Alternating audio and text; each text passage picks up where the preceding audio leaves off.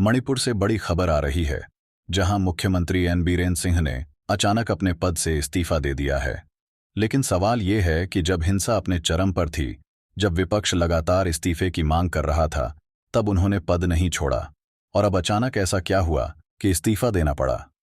क्या यह सिर्फ एक राजनीतिक कदम था, या इसके पीछे कोई बड़ी योजना पहले से तय थी? चर्चा यही है कि दिल्ली में लोकसभा चुनाव खत्म होते ही बीरेन सिंह को इस्तीफा देना था, और आज वह औपचारिकता पूरी हो गई।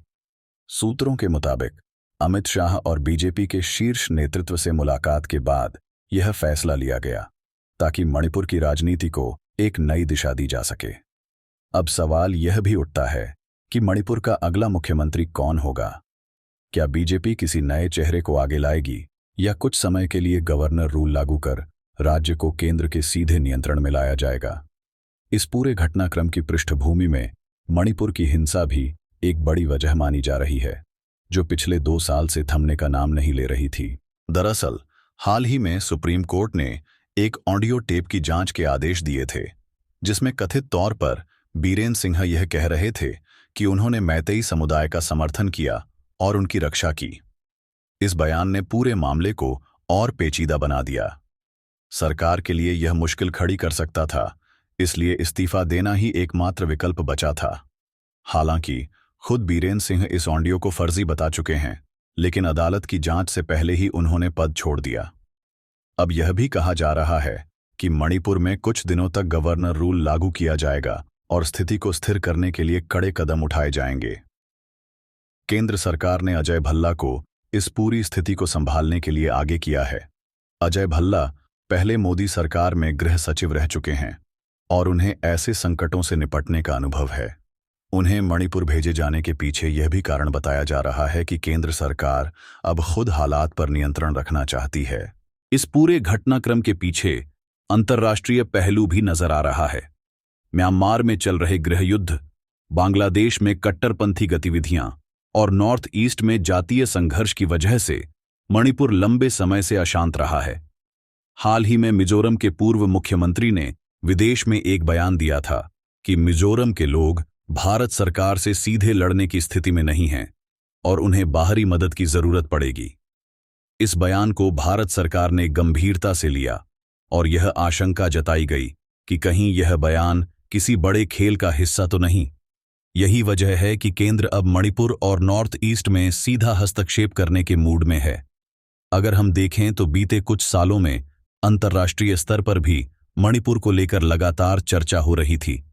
अमेरिकी मीडिया, कुछ विदेशी पत्रिकाएं और अंतर्राष्ट्रीय संस्थाएं इसे भारत के भीतर एक मानवीय संकट के रूप में पेश कर रही थीं। राहुल गांधी सहित विपक्षी दल भी लगातार इस मुद्दे को उठा रहे थे, जिससे सरकार पर दबाव बन रहा था। अब केंद्र सरकार ने फैसला किया है कि मणिपुर में स्थायी समाधान के लिए सख्त कदम उठाए जाएंगे। यही वजह है कि अब वहां नए राजनीतिक समीकरण बन सकते हैं। बीरेन सिंह के इस्तीफे के बाद अगला मुख्यमंत्री कौन होगा, यह एक बड़ा सवाल है। क्या बीजेपी कोई नया चेहरा लाएगी, या कुछ दिनों के लिए राष्ट्रपति शासन लगेगा? हाल ही में जम्मू कश्मीर का उदाहरण हमारे सामने है, जहां केंद्र सरकार ने सीधे नियंत्रण लेकर वहां हालात सामान्य करने की कोशिश की। मणिपुर में भी क्या ऐसा ही कुछ होने वाला है?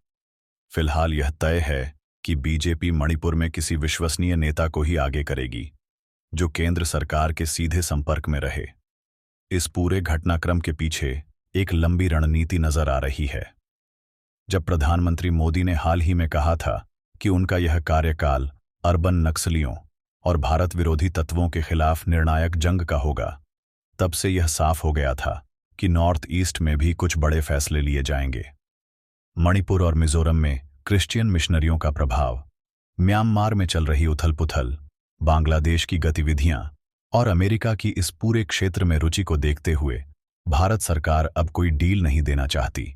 ऐसे में अगर मणिपुर में गवर्नर रूल लागू होता है और केंद्र सरकार सीधे वहां की स्थिति को नियंत्रित करने की कोशिश करती है, तो ये कोई आश्चर्य की बात नहीं होगी। बीरेन सिंह के इस्तीफे से मणिपुर की राजनीति में बड़ा बदलाव आ सकता है। जो भी नया मुख्यमंत्री बनेगा, उसे राज्य में शांति बहाल करने और जातीय हिंसा को खत्म करने की सबसे बड़ी चुनौती होगी। अब यह देखना होगा कि आने वाले दिनों में बीजेपी किस नेता को आगे करती है और क्या केंद्र सरकार मणिपुर को स्थायी समाधान की ओर ले जा पाती है। एक और अहम बात यह भी है कि मणिपुर में 2027 में चुनाव होने हैं। ऐसे में बीजेपी के लिए यह जरूरी हो गया है कि वहां स्थिरता लाई जाए।